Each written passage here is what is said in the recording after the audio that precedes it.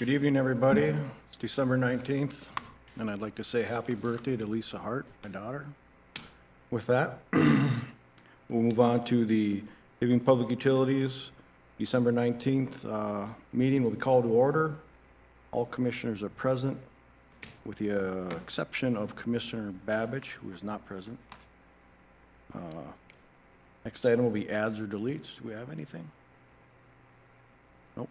None. We'll move on to approval of the minutes of the November 21st and December 12th, 2023 meetings. Mr. Chair, motion to approve the minutes. I'll support that. Motion by Commissioner Sandsted, support by Chairman Hart, to approve the minutes of the November 21st and December 12th meeting. Any further discussion? Hearing none. All's in favor signify by saying aye. Aye. Aye. Opposed? Motion carried. Next item will be citizens forum. I don't believe we have anything. Move on to item number 5, the consent agenda. Item 5A, approve invoices greater than 1,000 and approve the bills and ACH transfers dated November 18th through December 15th, 2023. Item 5B, approve the payroll paid and overtime report for the November 30th and December 14th, 2023 pay date. Item 5C, accept HPU travel expenditure matrix from 7/25 through 12/19/2023. Item 5D, approve annual performance review and a salary adjustment for Paul Plumbum. Item 5E, approve annual performance review and appointment of Stephanie Dickinson to Utility Resource Manager. Item 5F, approve annual performance review and salary adjustment for Elliot Dixon. Item 5G, approve last day of employment, Mark Hill. Item 5H, approve resolution 2423 for the 2024 official newspaper and public posting site. Item 5I, approve resolution 25-23, the 2024 official depositories, which would be Security State Bank, American Bank, Wells Fargo Investment Services, U.S. Bank, National Bank of Commerce, and Express Bill Pay. Item 5J, approve resolution 26-23, meeting dates for the calendar year 2024. Item 5K, approve resolution 27-23, declaring equipment as surplus and authorizing the sale of same. Item 5L, approve resolution 28-23, authorizing application and acceptance of funds from the GRIP program. Item 5M, approve end of the year community development contributions.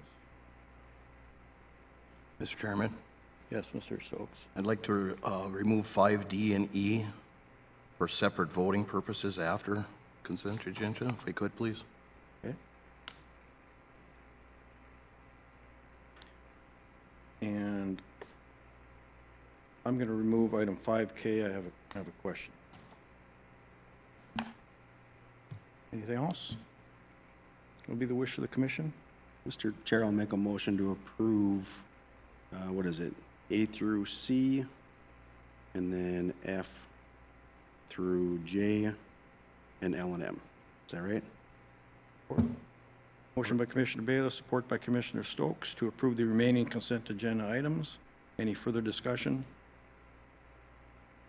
Hearing none, all those in favor signify by saying aye. Aye. Opposed? Motion carried. Move on, take up item 5D first, or if you want to take them into, as a group. Mr. Stokes. Mr. Chairman, thank you. The reason I wanted to, I'm uncomfortable voting on this at this time because I have not had enough experience on the Utility Commission to make an assessment on the two individuals, so I'd like to abstain from both voting on D and E. Any other comments? Okay. Andy, should I move to the item I had a question on, or should we resolve that first? I think resolve each one as you go then. Okay. Chair. Thank you. That's fine. Okay. Chair, if you're ready, then I'll make the motion to approve 5D for the performance review and salary adjustment for Paul Plumbon. I'll second that. Motion by Commissioner Bayless, support by Commissioner Sansa to approve the annual performance review and salary adjustment for Paul Plumbaum. Any further discussion? Hearing none, all those in favor signify by saying aye. Aye. Opposed? Motion carried. And I Just to abstain. note that one Go on. abstention. Thank you. Yep, thank you. Okay. I will make the motion to approve item E, performance review and appointment, Stephanie Dickinson to utility resource manager. Okay, and I will support that. Motion by Commissioner Bayless, support by Chair Hart to approve the annual performance review and appointment of Stephanie Dickinson to utility resource manager. Any further discussion? Hearing none, all those in favor signify by saying aye. Aye. And Mr. Stokes. Abstain. Yep, thank you.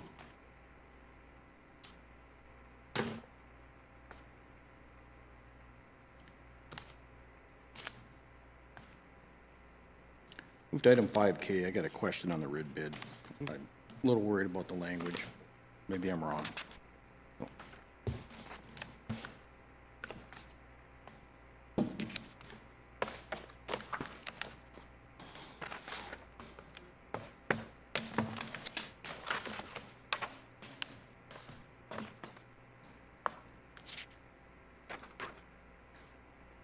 I guess on the second page, we listed the value as $80,000, and I'm not sure if we should be doing that, or why that. I'd like to have that part removed and just have the second part of statement there. Hibbing PUC Public Utilities Commission staff will auction equipment through a public auction website. And then below that, item 3, that language we should have in there, or is that up to the public bid site? Chair, I would agree. I would tweak the language to reflect that it wouldn't necessarily have to be for less than $10,000, and it also would go to the highest bidder to maximize the value versus the lowest. Oh, all right. Yeah. Duly noted. Yes, thank you. Well, that was my only concern. Anybody Okay. else have any concerns? Good catch. I would make a motion to approve the red bid then as corrected. I'll second. A motion by Chair Hart, support by Commissioner Stokes to approve the resolution declaring equipment as surplus and authorizing the sale of same. Any further discussion? Hearing none, all those in favor signify by saying aye. Aye. Opposed? Motion carried.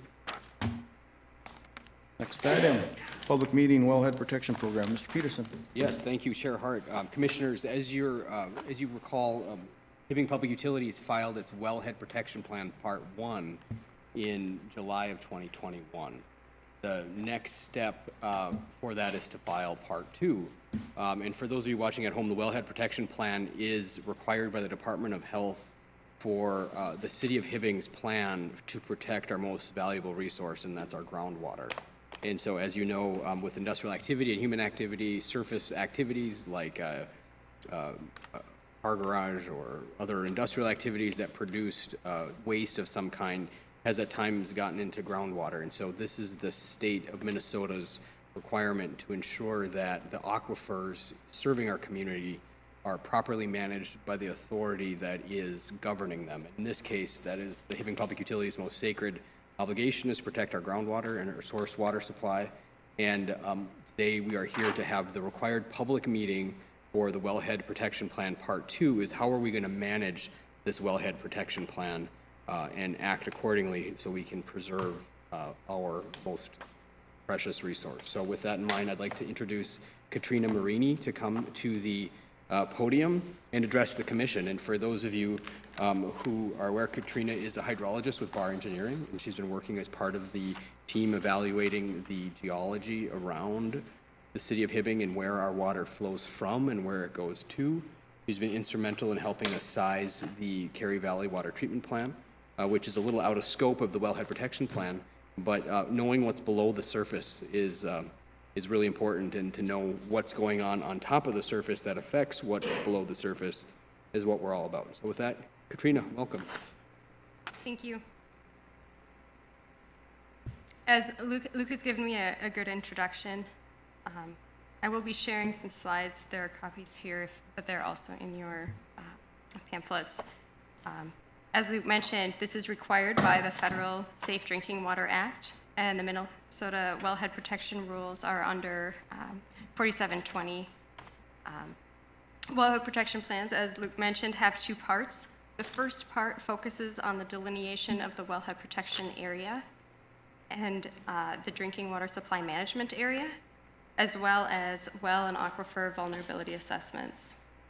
The part two focuses on a potential contaminant source inventory, associated issues and opportunities, and the management plan for them.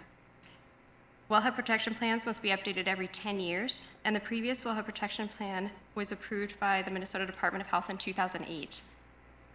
At the time, in 2018, actually before that, 2016, Minnesota Department of Health met with Hibbing Public Utilities and discussed some of the ongoing water supply challenges with trying to decide how much water is going to be pulled from the Scranton well and other wells in your water supply network. And so there was a decision by MDH with HPU to defer that. So now in 2021, the part one was finalized and approved. That's the reason that there is a gap of more than 10 years since the previous one. Next slide, please. The part one focuses on the 9 primary water supply wells and 1 emergency well, but since the time that the part one has been approved, the Scranton well has been changed from a primary well to an emergency well. This is important for noting both the benefits for ability of HPU to protect the water. When we look at the map on the left, the largest area with a drinking water supply management area, that's the blue outline with the red, yellow, and purple center, that's where the Scranton well is potentially drawing water from, both from a surface and groundwater standpoint. It covers essentially the entire mine pit. Because of that, it makes it much harder for HPU to really protect the water in this area, and it has been a really good decision to get it transferred as an emergency well. Overall, there are 5 wellhead protection areas, and a wellhead protection area really defines the 10-year groundwater time of travel. So the amount of time that it takes for a drop of water in the ground to move all the way to a particular well in the network. Overall, a DRISMA, or a drinking water supply management area, encompasses the wellhead protection area, but instead of it being the oval, typically, it becomes defined by things like the parcel boundaries, by roads, and by other identifiable features. Which is why when we look at this map, there are no curves. Everything is like a square quarter. Overall, the aquifer vulnerability within Hibbing's drinking water supply management areas ranges from low to high. On the map, we see it as low is where it's green, and there's not a very large area of that. Moderate vulnerability is where the yellow, and red is where we're seeing a high vulnerability. The 8 primary drinking water supply wells are pulling water from the buried glacial outwash, as well as the Virginia Formation. Can you say that again, Trina? Just where is it pulling water from? The buried glacial outwash. Okay. And That's- for those watching at home, what does that mean? That means, Yeah. these are the unconsolidated deposits above the bedrock. And in this case, there's a fairly large sand and gravel unit that encompasses the area that is used as the south well field by HPU. So the three smaller drinking water supply management areas directly south of the main area of Hibbing are all considered south well field wells. Those are all wells in the sand and gravel above bedrock. They are confined by a clay unit above so that they are not immediately susceptible to surface contamination, but they are still vulnerable. The farthest east of the wells is the airport well, and that is installed in the Virginia Formation, which is under a very thick clay layer and thus has that moderate vulnerability.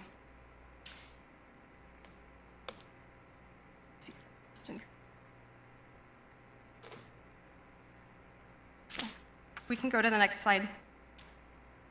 The Wellhead Protection Part 2 plan is looking at all of the identifiable data items for a drinking water supply management area, as well as an inventory of the potential sources of contamination to the drinking water supply management areas. This plan also covers the challenges, any changes that are expected in the next 10 years, issues, problems, opportunities related to the municipal water supply. And again, we're looking at what are the potential sources of contamination to the drinking water supply. From that, then we look at what are the potential management strategies and look at what sort of program can be set up to evaluate progress on those strategies, and also includes the development of a drinking water supply contingency strategy. One of those already exists for Hibbing, so it would be incorporating the existing one. Next slide, please. This is a summary of the potential contaminant source inventory. We were looking at any location that could be a source of contamination, including non-municipal wells, because they have the potential to be pathways for contaminants to move from the surface into the same aquifers used by the city's wells if the wells are not properly constructed or maintained. Within the drinking water supply management areas, there are 41 private wells. There's one potential class 5 well, 16 fuel and chemical storage sites, 8 contaminant spill sites. These have all been closed. 1 hazardous waste generator, 2 brownfield sites, and both of those are associated with old mining sites, inactive. There's also 27 subsurface treatment systems or septic systems. Overall, most of these locations are relatively distant from a single well in the municipal system, but there are 2 locations that we're looking at further because of their proximity to municipal wells. We can go to the next slide. The Wellhead Protection Program goals, some of the main goals are to maintain or improve the water quality of Hibbing's water supply, providing information to the public, including things like this meeting, and to promote activities to support protection of the aquifers. It also includes some data collection to support the future wellhead protection. In that case, we're looking particularly at collection of data in streams that are near some of the glacial outwash wells, because those are a potential source of contamination from the ground surface. Studies to date on those streams have not been conclusive because the stream system is very close to the source waters. These are very minor tributaries, and water quality is very similar to groundwater. So it's been difficult so far to determine which, when we're looking at the chemistry, whether the water is primarily surface water or groundwater influence. Finally, we can go to the next slide. Some of the management actions include well management of the private wells, particularly encouraging the sealing of private wells, providing information related to wellhead protection to owners of potential contaminant source properties, maintaining an up-to-date inventory and database of those potential contaminant source properties, also providing information on the drinking water supply management areas to first responders and emergency responders, and then including the wellhead protection plan and land use planning. In addition, we're looking at the public education and, as I mentioned, data collection. At the moment, the highest priority management actions that we've identified are auditing 2 potential contaminant source properties that are located in high vulnerability sections of the Duismas, particularly located near wells 5 and 6, and educating the public, including well owners and owners of those properties and other potential contaminant source properties. With that, I can take any questions. I think I have maybe a questions slide. Any commissioners have a question?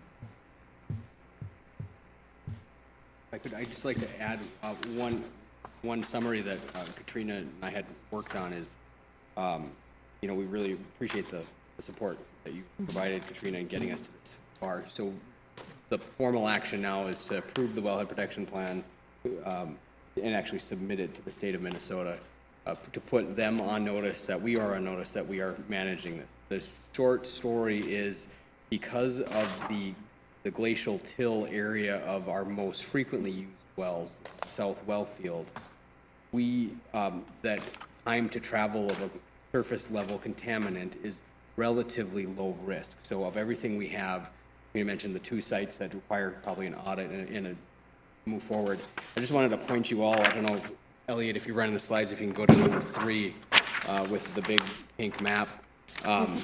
Scranton Well is problematic. And as you know, we stopped using it due to the actual water quality. But because of the topography of that whole area and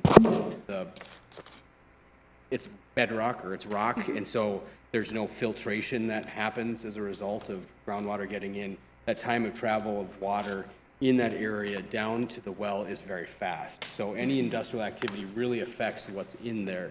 Also, I want to note, too, there was a lot of studies in the past of using surface water from Scranton for drinking, and we also know Penobscot Creek is there, and that's mine pumping.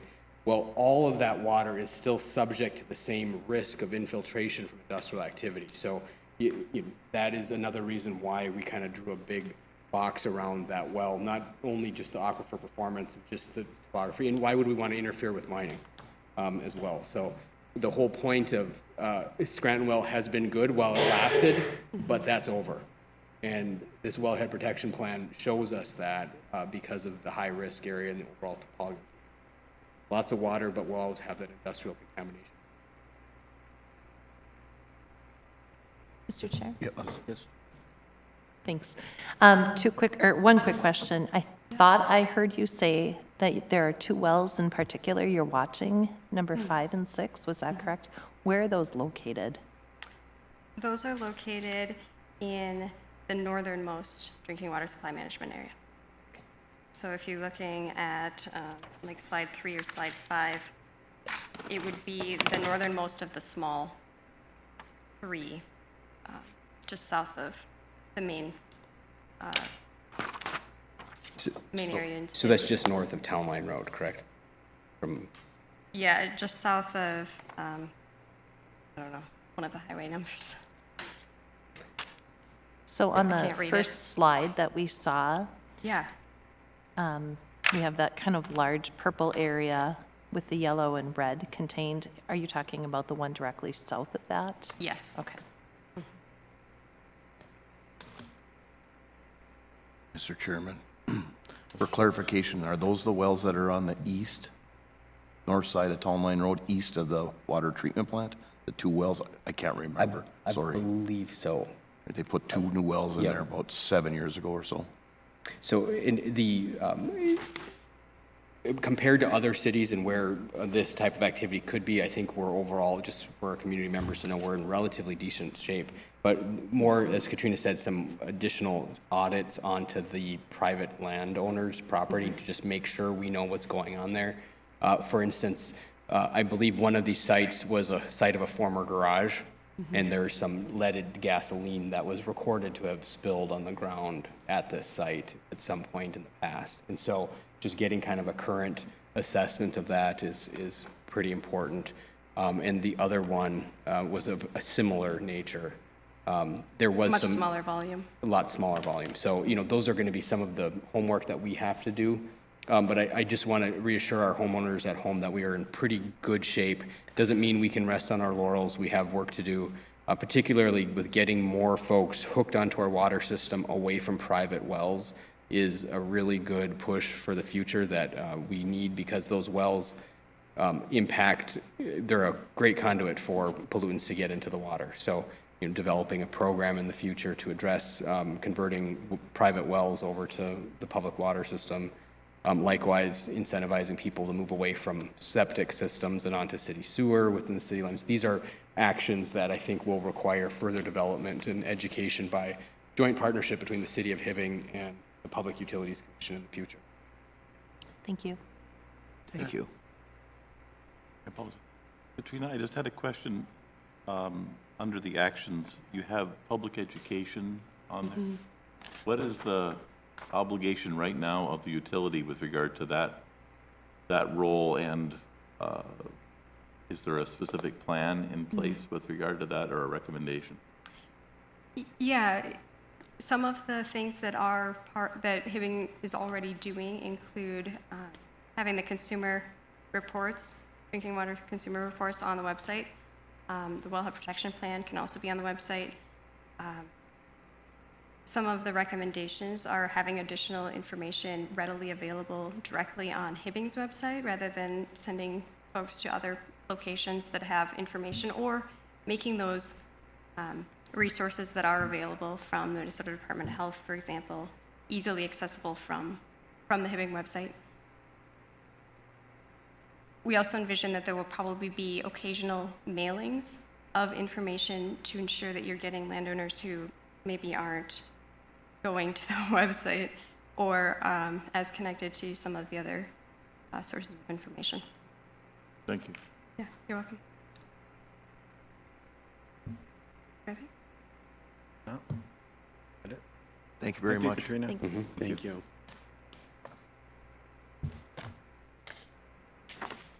Okay, if there's no other public comment regarding the wellhead protection plan, we'll move on to item number 7, financials and risk management.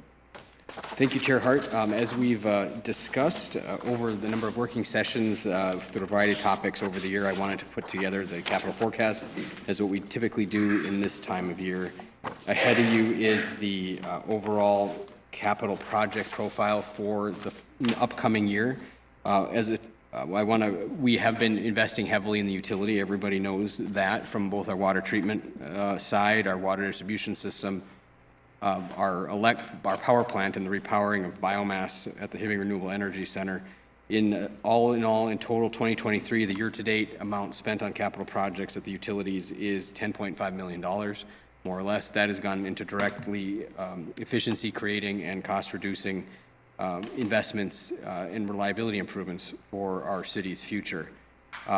We have always forecasted for the potential to spend more if the needs dictate. And as you know, we have a lot of projects we can do. It's about prioritizing the time of when we can do them. And so we've afforded some larger areas of spending, but then each project has to comply with our purchasing policy, which then comes before the commission for individual approval. And so because of that, deferrals of actually the projects for 2024 and beyond, as well as the supply chain and delay in getting equipment, we've deferred almost $15.6 million of large buckets of capital that could have been spent in 2023, and the majority of that moved over to the 2024 bucket. Just wanted to point out a couple highlights.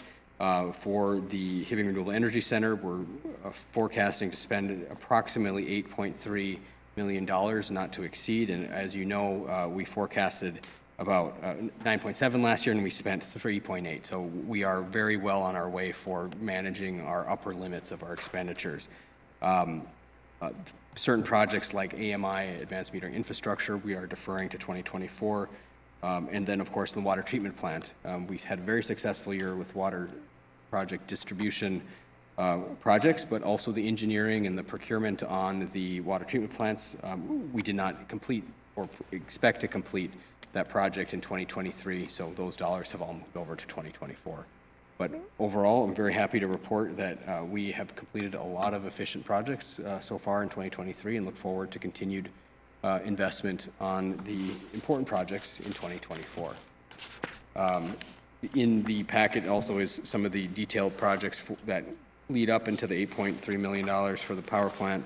We also have the $2 million for the electric utility and the substation renewal project that we talked about with the commission in September. We also have the water main projects that we've begun engineering on for 2024 water capital improvement plan. So with that in mind, happy to answer any questions. Any questions from the commission? Not? I'll make a motion to approve the 2024 capital budget and forecast. Second. Motion by Chair Hart, support by Commissioner Sandsted to approve the 2024 capital budget and forecast. Any further discussion? Hearing none, all those in favor signify by saying aye. Aye. Opposed? Motion carried. Next item will be item 7B, approve FM Global, our renewable property proposal, insurance, basically. Thank you, Chair Hart. Commissioners, ahead of you is the annual renewal policy for insurance at Hibbing Renewable Energy Center. Factory Mutual, or FM Global as we call them, is the premier leading of power plant insurance in the country and the world. It's been a good partnership with them. They stuck with us through some hard times. We went from almost being uninsurable to now we're near the top of the pack. That said, costs are rising, replacement costs are impossible. I don't know, let me know if any of you have had your homeowner's insurance go down this year. Cost of replacement is very high, and due to some creative math and some successful negotiations with our broker, we learned that Virginia Public Utilities no longer is being insured by FM Global, and so part of the partnership credit from the past relationship of our partnership with Laurentian is attributable to our policy directly. So that was a great win here for Hibbing in 2023, and looking forward to continuing it on. But with that, I'm asking for approval of the 2024 premium of $585,000 for FM Global. Mr. Thank you, Chair, Ms. I'll Peters. move approval. Go ahead. I'll move approval of the renewable property proposal. I'll support. Got a motion by Commissioner Sandsted, support by Commissioner Stokes to approve the FM Global renewable property proposal. Any further discussion? Hearing none, all those in favor signify by saying aye. Aye. Opposed? Motion carried. LMCIT, what does that stand for, Mr. Peterson? Thank you, Chair Hart. League of Minnesota Cities Insurance Trust. And because we are a member of the League of Minnesota's and cities, and we're also founding members of the insurance trust that goes along with this, we are a part owner of the whole kit and caboodle with the League. And as you know, the League is an association of cities in the state, and we have a trust. And part of that trust provides us insurance back to us for workers' compensation. We did do a comparative analysis, and the League's policy is still cheaper than others, and we are very happy to report our safety program is on track. We went down from $168,000 last year down to $162,000 this year. So keep up the good work. I'd like to thank all the Hibbing Public Utilities employees who have been focused on safety this year. We want to report everything. We want to be safe and work safe, and that has direct results into our bottom line. So Thank you. And with that, I'd like to recommend approval of the League of Minnesota Insurance Trust Workers' Compensation Policy Premium for calendar year 2024. So moved. Second. Thank you. And motion by Commissioner Stokes, support by Commissioner Stead to approve the League of Minnesota Cities Workers' Compensation coverage. Any further discussion? Hearing none, all those in favor signify by saying aye. Aye. Opposed? Motion carried. Item 7D, approve purchase of a 6-stage full-serve feed water pump from Virginia Public Utilities in the amount of $150,000. Mr. Peterson? Thank you, Chair Hart. I wanted to just discuss that this is a feed water pump that we need to operate our power plant. And as you know, Virginia Public Utilities has made the decision not to keep operating their plant. And as a result, there are some parts. And I'm always skeptical. You can ask Paul and Dan about buying used parts. I think a couple of you on the commission have heard my reluctance in the past to say the same. I was successfully convinced here that buying a used feed water pump is the right thing to do for the future of the plant, not because, even though the cost is quite a bit cheaper than brand new, but to get a new one would almost take 2 years to deliver it. So I wanted to thank Mr. Plumbaum and Mr. Edwards over there for their perseverance through the discussion. You know, you all know I grew up at an investor-owned utility that has a habit of gold plating everything. And so there's a difference between gold plating and steel plating, and, you know, we'll be somewhere in the middle around the copper plating, and appropriate risk managed so we can ensure that our assets will work for the long term. So I think this is a good idea. As you can see, it's quite a bit cheaper than a brand new one. And with that, I'd like to make a recommendation that we approve this and a PO with Omen Industries to uninstall and install the feedwater pump here at the Hibbing Renewable Energy Center. Mr. Chairman. Yes, Mr. Stokes. Mr. Peterson, I don't know who I address, if it's Paul or Mr. Edwards. Yeah, why don't you come up, I have Paul? some questions. Good evening, Chair Hart, Commissioners. I'm happy to answer any questions that you may have about this pump. So with this new pump, is there going to be some major piping changes? It shouldn't be too major. I talked to Richie Rhiannon, who had done some work on the piping prior to this administration coming in under Gary Myers. So he said before we go and buy a new pump, talk to him. He's already has some of these parts and piping pieces made back at Hekimovich's shop for this. So yes, there will be a little bit of it, but we anticipate that Hekimovich Mechanical, who is our current pipe fitting contractor, will work with Omen Industries to get this up and running. Okay, and the reason I was asking is, once we remove the old pump, did you guys get estimates or anything to rebuild the pump so we have another pump in The ready to other go in pump- service, so we alleviate the 2-year wait time or whatever, we can put this pump back in? The other pump is currently in the annex yard. They tried to send it away and they said it's not able to be repaired. They sent it to GPM and they said it's basically scrap right now. So that's why they went to GPM, and I can't remember who the other contractor was, and it's right around $500,000 to get a new one. That's why we went this route. This pump currently that Virginia has was reconditioned at a cost of $300,000 and never put into service. So is this number 2 feed water pump then? Yes. So is this going to remain steam then at that time? It will remain steam. With this quote here, it does say electric feed water pump motor, but the pumps are interchangeable on these, and they have no use for the electric motor, so we're also going to get the electric motor, which would be a backup for our other 2 electric pumps that we have. So kind of a freebie, if you will, at cost of $150,000. Thank you. Mr. Chair, do you know when this pump was refurbished? I believe it was 2 or 3 years ago. Okay. Prior to them, it might have been even closer when we shuttered our plant. At the same time they shuttered theirs down.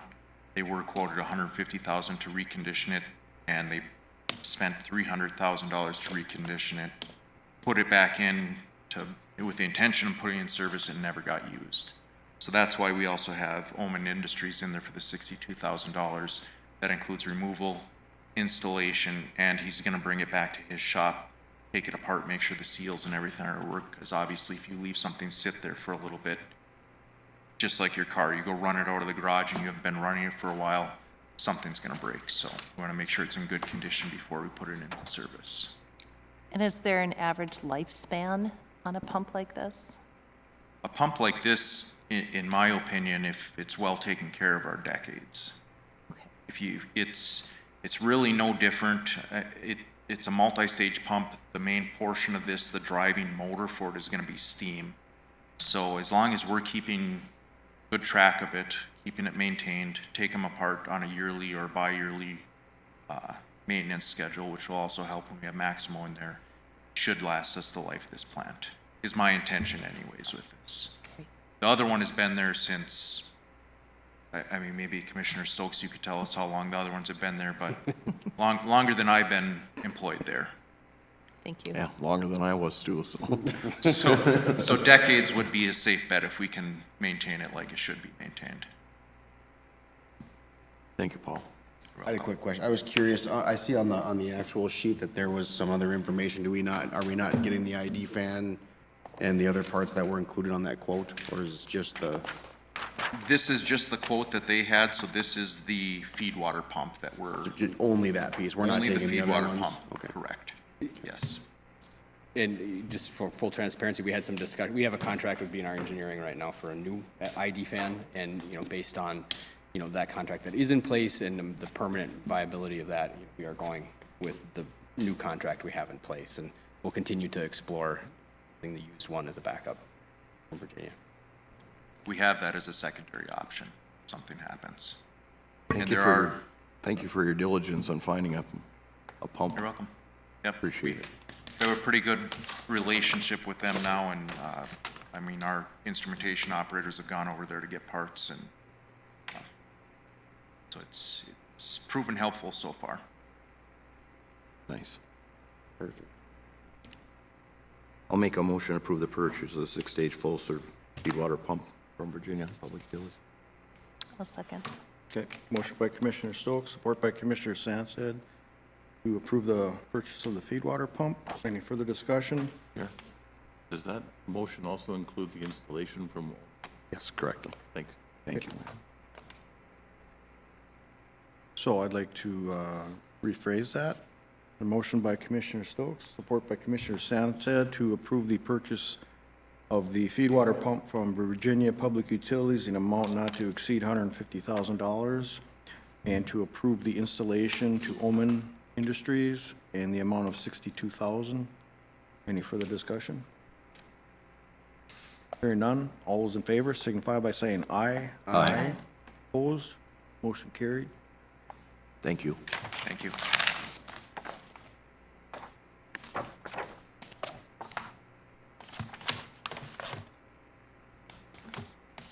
Next item will be item 7E, approve air emissions quote from Bar Engineering. Thank you, Chair Hart.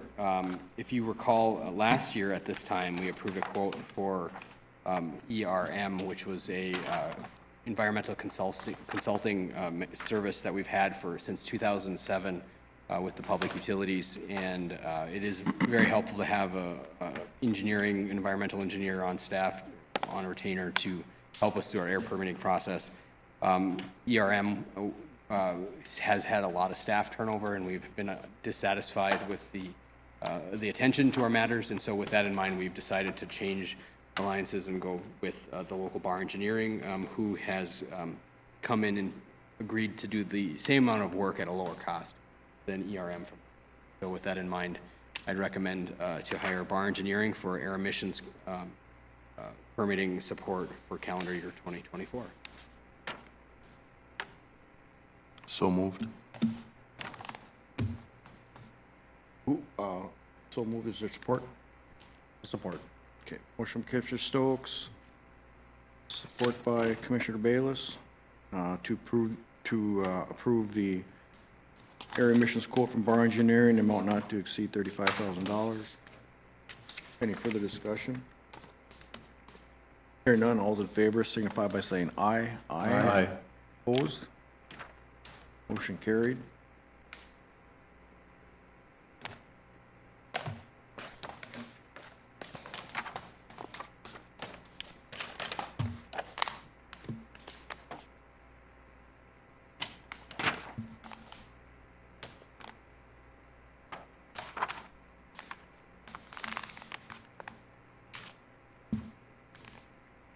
Next item is policy and governance. We have, here, so,